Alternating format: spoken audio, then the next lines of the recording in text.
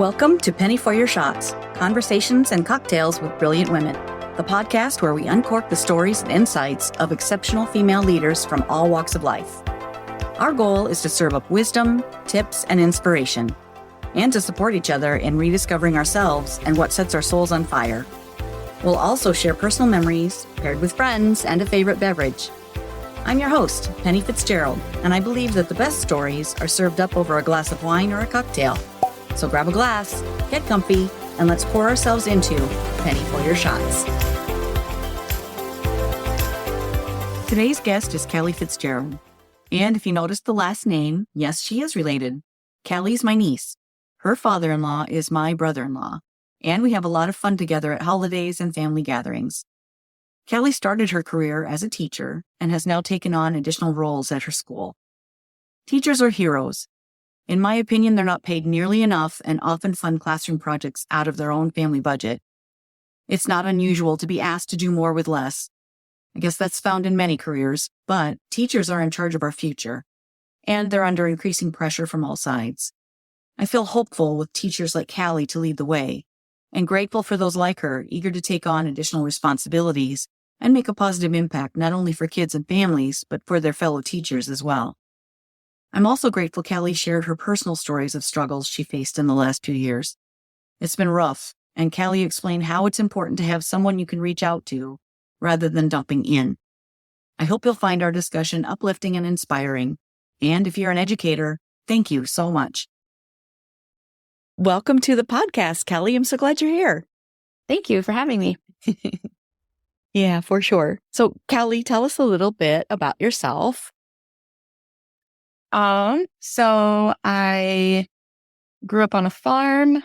I went to Iowa State where I met my husband and got to meet his whole wonderful family. I started teaching straight out of college, and I taught fifth grade for 6 or 7 years. And then I started my gig with interventionist, so working with small groups of kids, and that kind of transformed into instructional coaching, which is what I do now. Oh, super fun. Tell us more about that. How does that work? So as an instructional coach, I go into classrooms and help, partner with teachers to improve their practice. And, I can do observations, or if they have questions about something, or if they want to try a new strategy, or if they want, a lesson modeled for them or a strategy modeled, I can go in the classroom and actually teach the lesson for them. And so, yeah, it's a lot of fun, I guess, because I get to be in a lot of different rooms and I get to work with a lot of different people, which is really nice. So, yeah, I enjoy it. Very cool. How did you morph from teaching in the classroom then to this new role?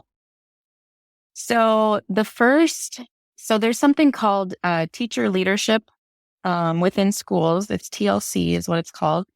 And basically, they want to recognize people in the school building that are leaders amongst the staff. And the first TLC role that I had was called a model teacher. And I guess that involved, modeling a few lessons for a peer. But really, it was not much more than a title, if I'm being honest. But I wanted it to be, I wanted to do more with it. So eventually, interventionist came up as a TLC position, which I'd always loved working with small groups of kids. I mean, whole group is great. And I love, that whole group instruction as well.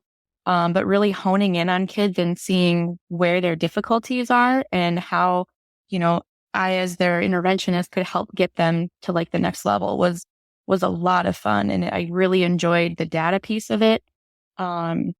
Reviewing, their assessment scores and trying to get them, where they needed to be was a huge passion, I would say. So I had an extended maternity leave with my youngest. So while I was gone, they had hired a sub for my interventionist position. So when I came back, they kept her on. And that's when it kind of morphed into this instructional coaching piece, which then that next year I continued doing that instructional coaching. And I would say, I don't know if I'd call it a specialty, but I'm most passionate about math. I love teaching math to kids because it's changed so much from when I was in school, and a lot of parents were in school. So to me, it's a lot of fun to teach the kids like it's not a new way of doing math, but it's a new way of teaching math, which I think is just amazing. And it's all based on research now, which, I'm kind of a geek in that area too. Data to back it up. Exactly. So in the role that you're in now, are you doing that across different grades, or is it just, are you in junior high? Where are you now? Yeah, no, I work, so my title is elementary instructional coach. But this year I've actually, because of my math background, I've morphed into kind of working with some of the middle school teachers as well, 6th, 7th, and 8th grade. So that's been a lot of fun too. I've lived in the K-5 world for so long, and now I'm kind of broadening my horizons and working in a different grade level as well. And it's been a lot of fun getting to know their standards and, what they're expected to teach and how they're supposed to teach it and all that kind of stuff. That's neat. So you're working mainly with the teachers, but then also doing some instruction directly with students as well, right? Yep. Very cool. We do like co-teaching where a teacher and I will pair up and teach a lesson together, which is really fun. Co-planning, where we sit down together and plan out what's their year going to look like and what are their units, and even day-to-day planning sometimes too, which is, gets me back into that teacher role, so to speak, but I get to do it from a different lens. Yeah. Great. I sense there's a lot of variety to that. Very much so. Kindergarten and 5th grade and 8th grade are very different creatures. For sure. That's cool. So have you met with any resistance along the way? Have there been moments where, maybe teachers weren't as open to the idea of having a partner? I would say yes. The thing with the model of coaching that we're using is it's supposed to be voluntary, which is nice because I know that the people that I'm working with are accepting of that coaching. There are probably some teachers who, I'll say, hey, you need any help with anything? And it's like, nope, I'm good. And, not to be ageist, but I would say it's usually teachers that have been there the longest that are the most resistant to it. And I think, honestly, it just goes back to how teaching has morphed over the years. And, now it's viewed a little differently maybe than what it was when they started, when they were in the middle of their careers. So I think that's probably why. Yeah. Change is hard for a lot of people, I think, in every industry, really. Yeah. And just the thought of, if you've been in your routine for so many years, then maybe some of them are a little bit not, maybe even frightened of learning something new or stepping out of their comfort zone. Yeah. Yeah. I think too, some of it has to do with the fact that I feel like teachers take a lot of flack for a lot of things, a lot of societal issues. And, maybe they feel like, okay, here comes one more person to tell me how to do my job, which is not the case. Yeah. But it's hard to get them to see that that's not the case because for so long it's, people have been telling them how to do their job and that they're doing it wrong and that, that's not how they're supposed to be doing it. Yeah. I can't imagine being a teacher in this environment. It's just COVID, really. I mean, going back to how do you morph or how do you pivot word, from, what you've done or what you're doing into, doing online instruction and then coming back, navigating all of that, the changes in the world. Yeah. Absolutely. And even the kids themselves, I feel, are very different. I don't know if it's been since COVID. I mean, I feel like even when I was in the classroom, the kids that I interact with now are different than what they were, 6 or 7 years ago when I was back in the classroom. So kids themselves, I feel like, have changed a little bit. Yeah. What do you think that's about? Is that a COVID reaction or? I'm not sure. I mean, I think the jury's still out on whether it's COVID related or not. And sure, they're probably in the middle of all kinds of studies on, the effects on children and how COVID affected them. But definitely it feels like the kids that were very young when COVID happened, the preschoolers, the kindergartners, they academically at least are, they're finding that they're kind of struggling a little bit. That's tough. Yeah. Yeah. That would be hard I think for a parent too, to know how to navigate all that. Yeah. What about social media? Do you see that as being an influencer in a positive or negative way? I do. So our kids, personally, I am so against my kids having cell phones. It's just a thing, I guess, because I feel like I've seen how it impacts kids in a negative way. Yeah. And it's just, I don't know. I feel like kids are meant to be social creatures. And yes, there is a social component of having technology and the social media, but I also feel like they're missing out on a lot of the face-to-face stuff too, which, that's how you really build a connection with somebody, is having a face-to-face conversation. I mean, you and I right now, even though we're on technology, we're somewhat face-to-face. Yeah, using Zoom to see each other. Yeah. Yeah. Yeah, but it's still not the same thing as sitting in the same room as somebody and having a conversation with them. For sure. With a glass of wine. Exactly. Yeah, absolutely. Well, and you're on social media. It's called social media, but you're anonymous. You can be anonymous. And it feels very like people have gotten used to not filtering themselves or being kind to others because you don't have to be. You Absolutely. can be anonymous. Yeah. And kids, I can't imagine being a parent of a little right now. Our kids are, our kids are adults with their own. One has their own. Yeah, it's kind of mind-boggling. And just the physical aspect too, of getting outside and playing and not being on a device and being active. Health, Yeah. Being an active, healthy person is, we're starting to see a lot of kids that come in and they don't get out and do things because they're at home on their tablet or in front of the TV, which is really sad. Yeah, I can't imagine growing up like that. Same. It's been a long time. For me. Me too, don't worry. Yeah, so you've been how long have you been in the education realm? I got to think.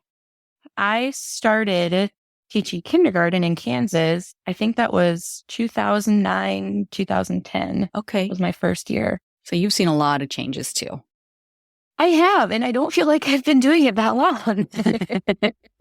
I know. I can't imagine being in, 30 years in and just the differences in kids from when you start to where we are now. Yeah, absolutely. And are you, in your role, are you in one school district or one school building or area, or do you cross different schools?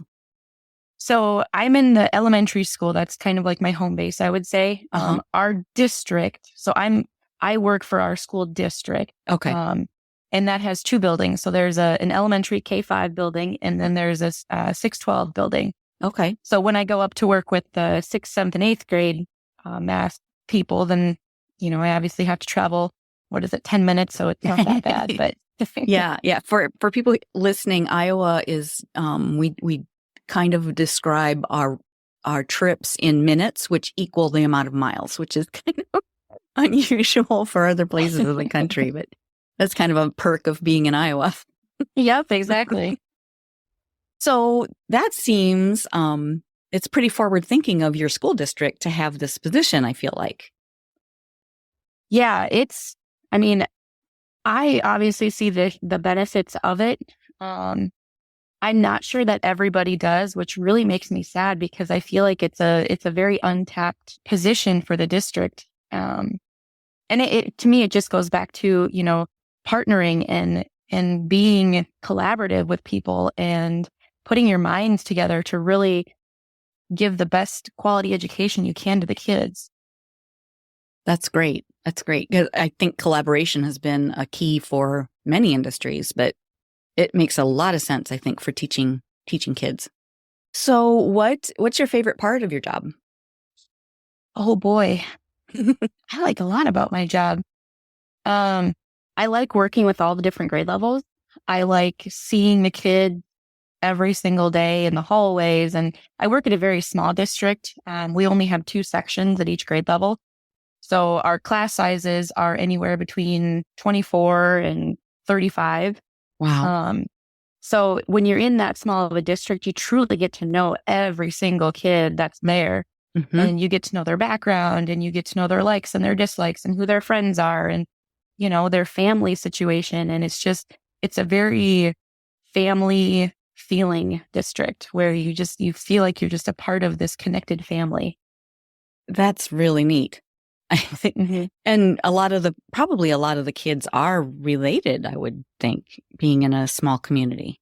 Yes. So I'm not from the district where I teach, and my kids actually go to a different district because we live a little ways away. But man, it's crazy how, you hear about a kid and then all of a sudden their cousin or their uncle or, and even the teachers, I feel like too, a lot of them graduated from that district, live in that district, and now have gone back to teach in that district.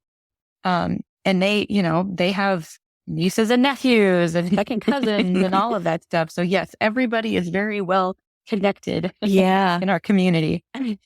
That's kind of, I think, a common thing in Iowa too, that people know each other sure. and grow up. They don't leave. So yeah, some don't leave. I left, but I left as well, but but we moved into this spot where my husband is from. Yeah, so. exactly. There's a big pull from the Fitzgeralds. Yes, there is. So if someone, let's say a teacher in another district, is hearing this and thinking, "Oh my gosh, that sounds so cool. I would love to see how my community or my district could collaborate or have a position like this created," what would you recommend that they do to seek that out? I would definitely have them talk with their administration. I feel like, at least at my school, my administration is extremely supportive of people, and trying to get teachers what they need and how they can best help them. So that'd be a place to start, is talk with your administration. Maybe there's some grant money or something.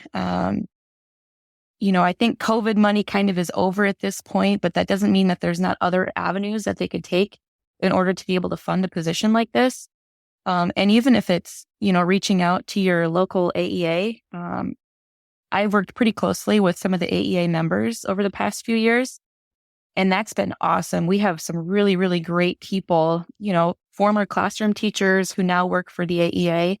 And they just want to help too, right? I know sometimes there's a negative connotation about people who work for the AEA and, how, they couldn't teach, so now they work there. But that's not been my experience, honestly, with the people that work for the AEA. They also just want to do what's best for kids. And that's everybody's goal in this industry. Mm-hmm.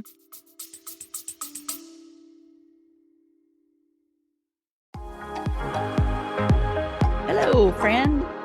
Let's be real. When's the last time you did something just for you? Enter Wine Camp 2026. We're talking wine tastings, fire pit chats, sunset dinner cruises, and 0 cooking required. Just show up, sip something fabulous, and reconnect with the version of you who loves adventure, sisterhood, and a glass of local Riesling in hand. Sweet, dry, or both. No judgment here. We're heading to New York's gorgeous Finger Lakes, July 31st through August 2nd. And yes, it's as dreamy as it sounds. Secure your spot at pennyforyourshot's.com/winecamp. Don't wait. Room options are limited. And my crystal ball says we're going to sell out. Bring your besties or fly solo like the fabulous free spirit you are. You'll leave with new favorites either way. Wine Camp 2026 is calling. The only question is, are you in? Find out more at pennyforyourshot's.com/winecamp.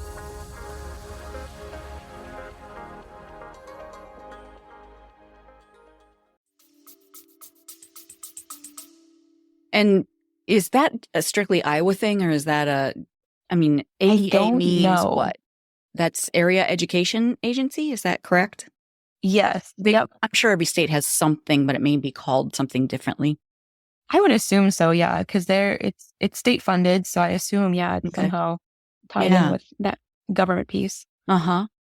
So would the same be true then if someone was thinking, wow, that position sounds really exciting to me. I'd like to pursue that that would be the same thing. They would go to the same resources to find out more about that. Yeah. And I know AEAs, so a lot of them do coaching as well, but they do it spread out over many districts. Oh, so cool. My position is a little bit unique in that I just get to work in one district. So I get to know the teachers really, really well. And, Oh, nice. Obviously being a teacher there myself, you really get to know people. The other thing too is since I'm only focused on this one district, I have a lot of flexibility with when I can meet with teachers, and I'm not, trying to juggle 4 or 5 different trips to different districts. I just have to focus on the one place. So, if somebody says, hey, can you run down to my room really quick? I have a question on X, Y, or Z. I usually can. So I like that flexibility. That's very nice. Yeah, I would think that would add variety to your day and also add value to the people that you're working with. I would hope so. Yeah, absolutely. So describe a little bit more. I'm just, listening to you talk. I know how we grew up, not terribly different because we both grew up in Iowa. And the experience that you're describing sounds very familiar to me. But I imagine that some of our listeners who may have grown up in other areas don't know the experience of what's it like to be a teacher? What's it like to be what's your day look like? What's a typical day? So you want my typical day or the typical day of a classroom teacher? Start with a classroom teacher. So classroom teachers, I think our contract hours start at like 7:40 or something like that. I know a lot of teachers are there by 7:15. So they show up, early in order to kind of get prepared for their day. And we have a meeting. It's called a PLC. So professional learning community, where we get together with teachers of a similar age range. So we have a K2 PLC and we have a 3-5 PLC. And they collaborate. They talk about, how the kids are doing. They look at some of their assessment data in order to kind of gauge how can we best help these kids. And that's once a week that we do that. And then school starts at about 8:05. The kids come in from recess because when they get there, we have our busing situation is such that when kids arrive, not every kid arrives at the same time. So we just have the kids go outside for recess. But they come in at about 8:05 and then they teach. Usually they have like a lunch recess and then they have lunch. And then sometimes in the afternoon, at least for the younger grades, they have an afternoon recess. And then the kids leave at about 3:10-ish. That's when our first bus usually picks up the kids. And then there's, again, several rounds of buses. And then about 3:30 is when all the kids have left the building. Most teachers stick around, 4:30, 5 o'clock in order to kind of finish things up. But contract time is over at 3:40, but I honestly don't know many teachers that get out right at 3:40 because there's just so much work to do. So yeah. Well, and when you're planning for what you're going to teach, do you have do you work on a year-long lesson like kind of curriculum? Do you know what you're going to talk about from month to month to month? How do you structure that? Usually, yeah. A lot of schools utilize like a curricular program, right? Which that's what we have as well. We use a particular curriculum. And then you can kind of see a scope and sequence, they call it, where you can kind of see throughout the year what each unit is going to look like. So you can kind of plan ahead to know, okay, when I'm teaching this unit, I really want to focus on these standards. When I'm teaching this unit, I want to focus on these standards. So it's a good way to kind of map out your year without, saying, okay, on December 13th, this is what I'm teaching. But a lot of them like to plan, at least a week ahead. Okay. So that, by the end of the week, they have the next week's lessons all planned out. So that curriculum that you're given is basically a template that you have the different topics that you'll be covering throughout the year. And that comes from the state. Is that a state requirement or how does How do you pick what districts topics? get to pick their own curriculums. Okay. And we actually went through 2 different adoption processes, which I had the lead on that. And that was an eye-opening experience because I'd never done that before. But when you pilot a curriculum, so the way that all starts is you contact different publishers and they send you samples of what they have. And then you go through a piloting process where you kind of try out different programs for a set amount of time.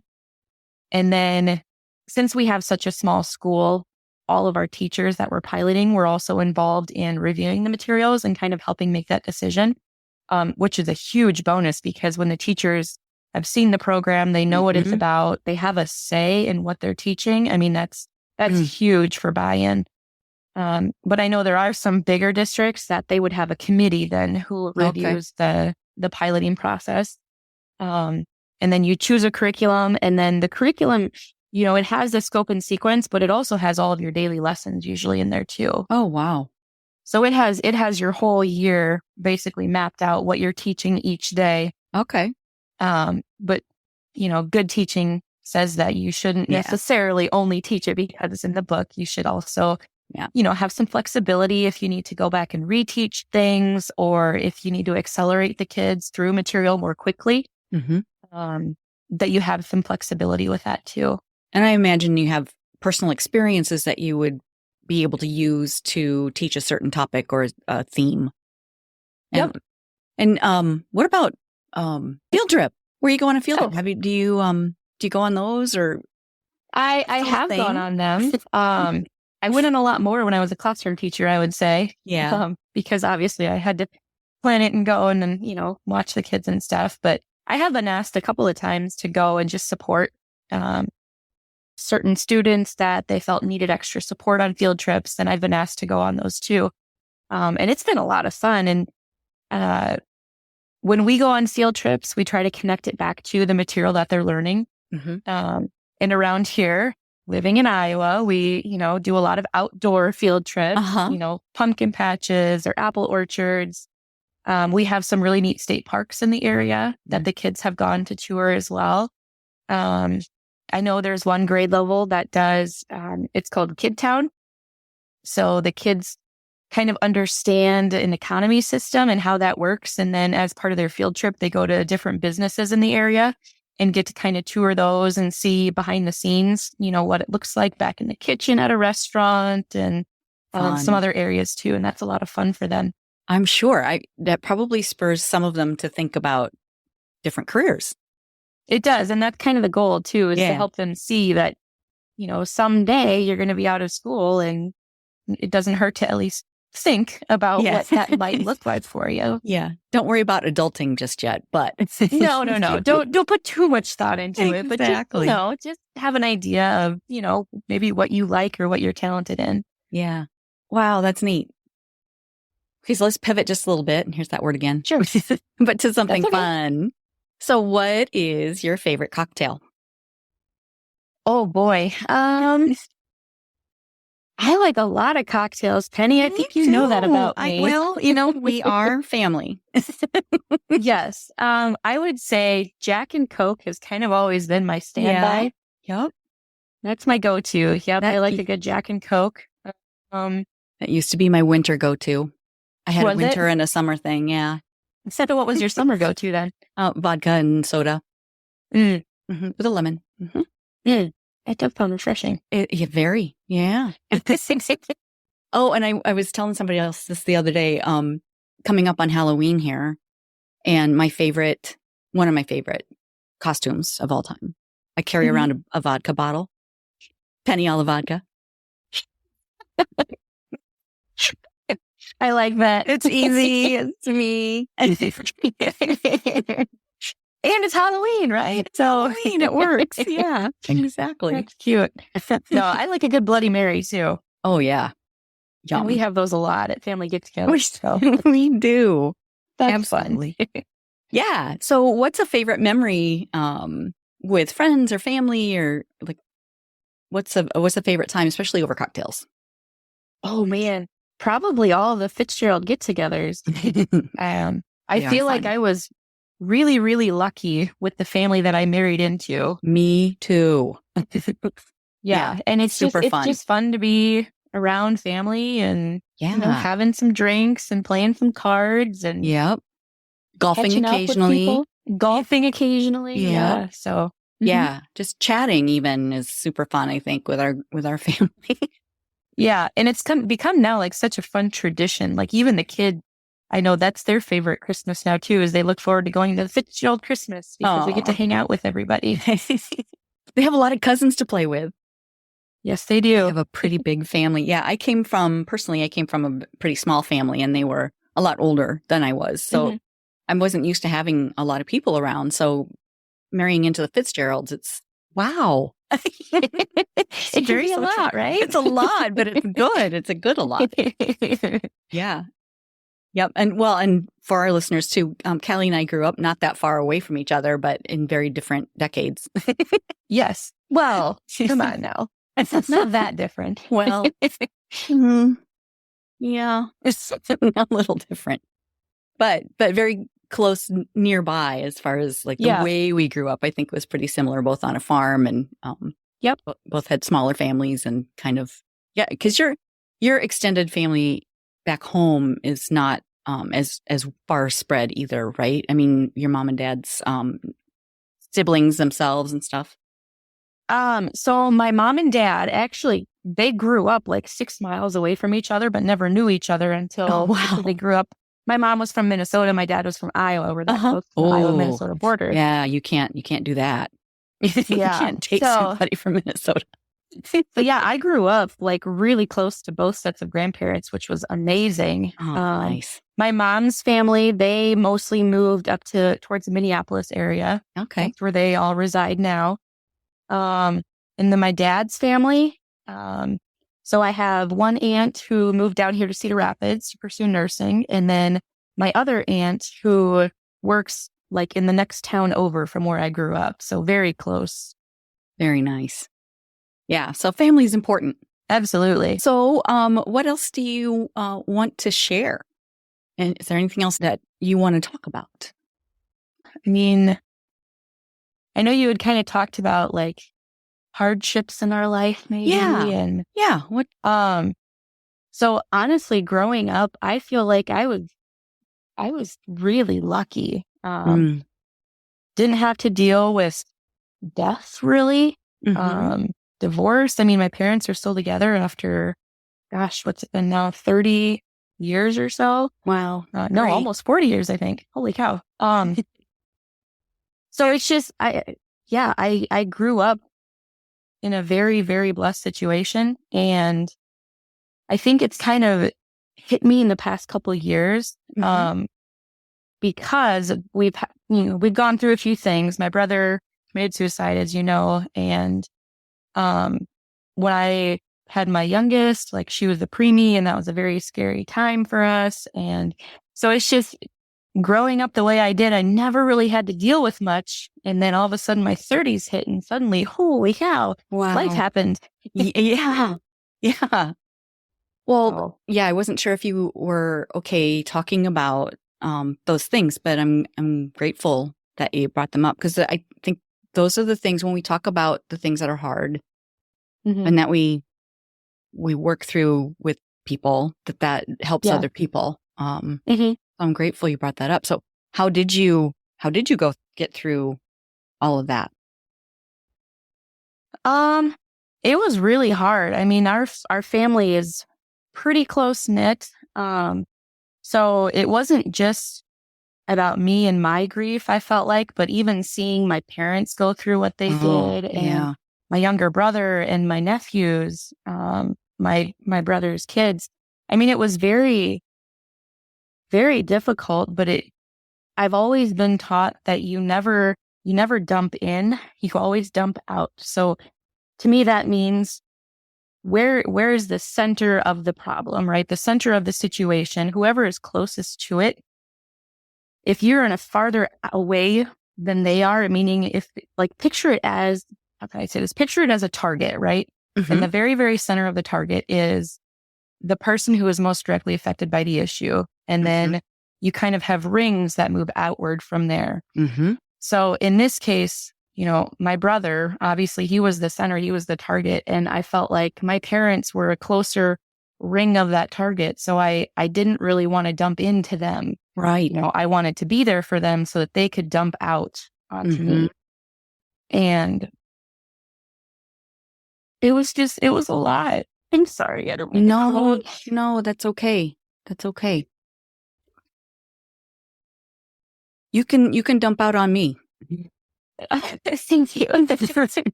It really, that was the worst part, I think, was seeing how it affected my parents because, they're so loving and so kind and such good people. And to have something like that happen to them it was really, really hard to watch from such a close distance. Yeah. How are they doing today? They're good. They're good. They have each other, which I think is huge. It's big. And they've definitely been leaning on one another. Which, I mean, I know sometimes when parents lose a child, it can, be the end of the relationship. And thankfully for them, that wasn't the case.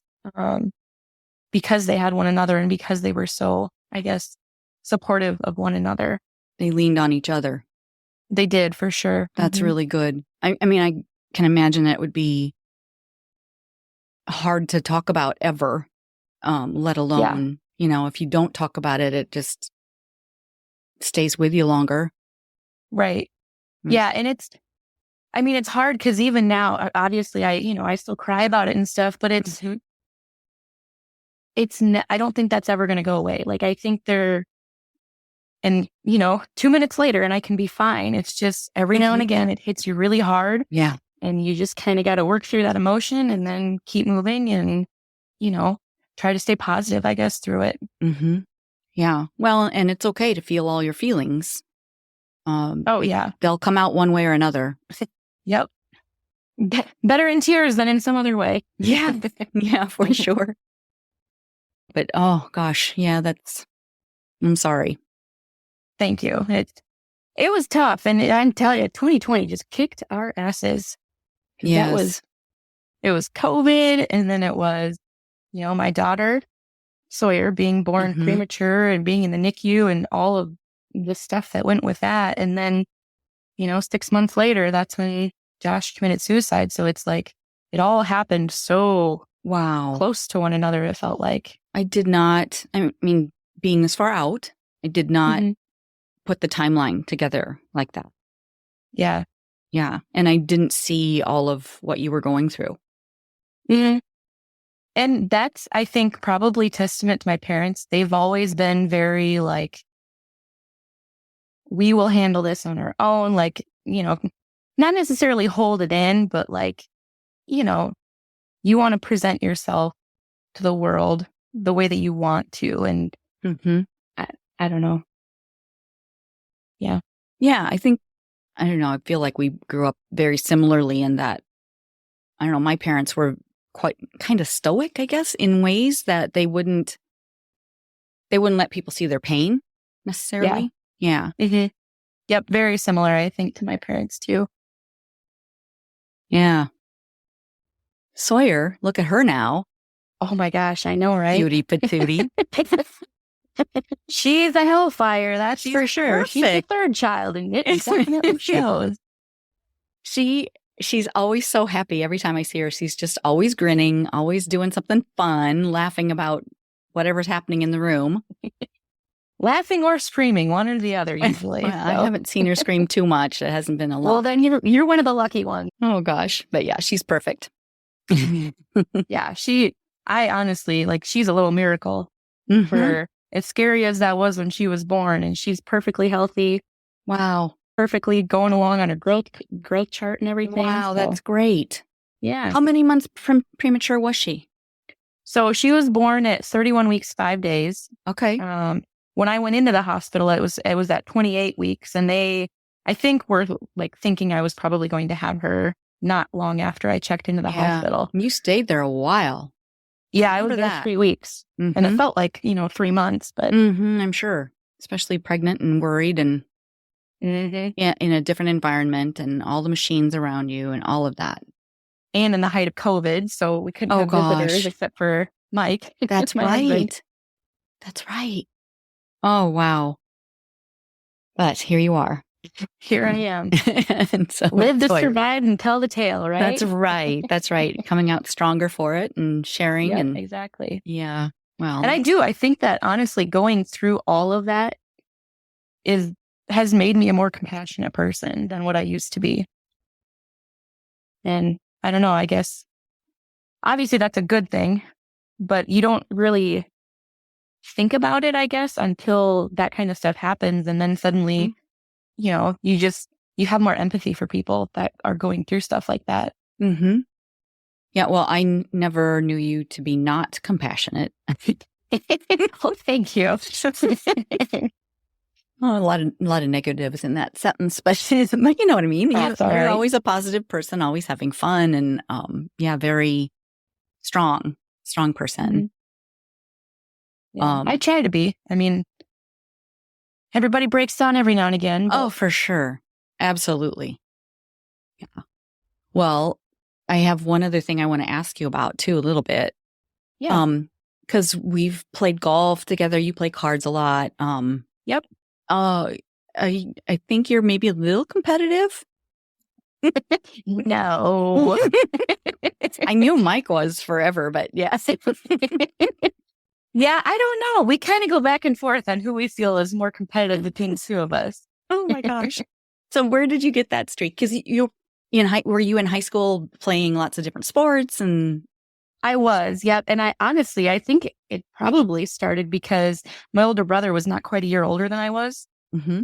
We were Irish twins. Oh. So growing up, like we were so close in age that everything was a competition. Oh gosh.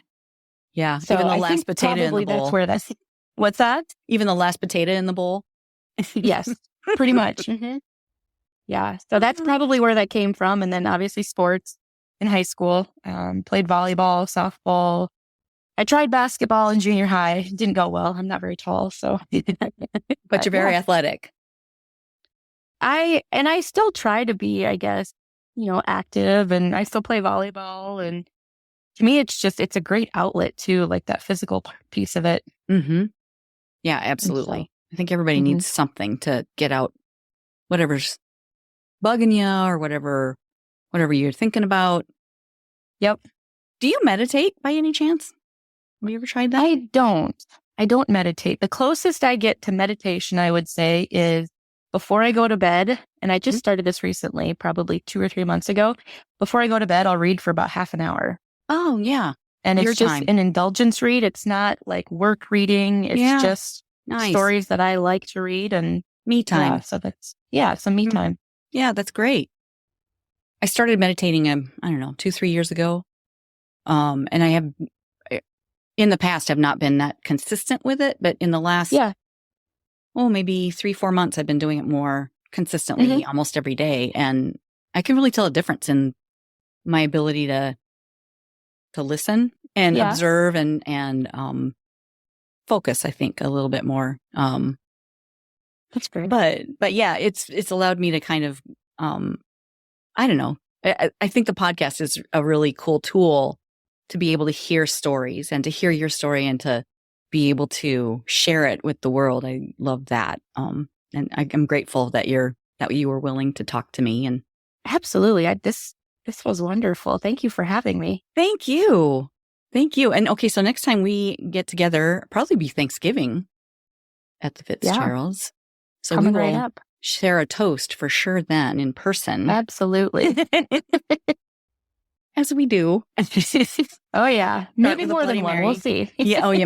Might be. Maybe. Well, very cool. Thank you, Kalli. I appreciate it. Yep. We'll talk to you later, Penny. All right. Thank you. That's a wrap on another spirited episode of Penny for Your Shots. Conversations and cocktails with brilliant women. I hope you've enjoyed the intoxicating blend of wisdom, wit, and wonder that these incredible women bring to the table. Check out the show notes for links to resources referenced in today's episode. And remember to subscribe and raise a glass with me every Thirsty Thursday as we continue to serve up inspiration, celebrate resilience, and reignite the passions that set our souls on fire. If you've loved what you've heard, please share the podcast far and wide and leave a sparkling 5-star review to let me know your thoughts. It would also help tremendously if you would visit pennyforyourshots.com and subscribe to learn when new episodes are available and pick up my free recipe.